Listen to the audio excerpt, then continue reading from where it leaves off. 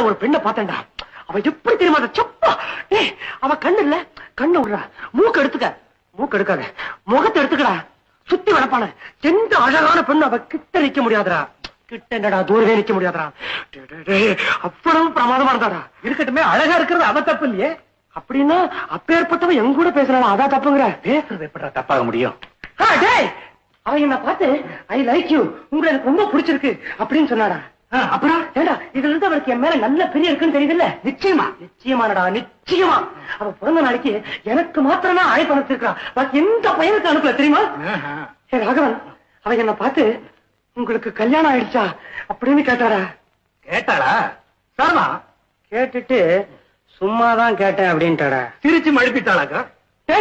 காலேஜ்னு ஒண்ணு இல்லன்னா பொழுது போற தெரியாம எவ்வளவு மணி நேரம் வேணா உங்க கூட பேசிட்டு இருப்பேன் அப்படின்னு சொன்னாடா. சுந்தரம், சந்தேகமே இல்ல. முக்கியமான விஷயம், ஒரு ஃப்ரெண்டோட ஹோட்டலுக்கு வந்துவா ஹேண்ட்பேக் இல்ல கைப்பை, அதை மறந்து வச்சுட்டு அதுக்காக இன்னொரு தடவை வந்துட்டு போயிருக்காடா. தனியா தானே வந்தா? ஆமா, ரெட்டை தனியா வெளியே விட்டுட்டா. ராகவா, அதுக்கு என்னடா அர்த்தம்? அவ உன்னை தனியா சந்திக்கணுங்கிறதுக்காக வந்திருக்கா. ஏன் சந்திக்கணும்? உங்ககிட்ட பேசுறதுக்கு. ஏன் பேசணும்? அவளுக்கு ஒன்ன ரொம்ப பிடிச்சு போச்சு. ஏன் பிடிச்சு போச்சு? யார் அவன்? அவ உன்னை காதலிக்கிறான். இன்னொரு தடவை சொல்லு. அவ உன்னை காதலிக்கிறாடா. எழுதி கொடுறா. எனக்கு அப்படித்தாண்டா தோணுது. நிச்சயமா? நிச்சயமா, சந்தேகமே.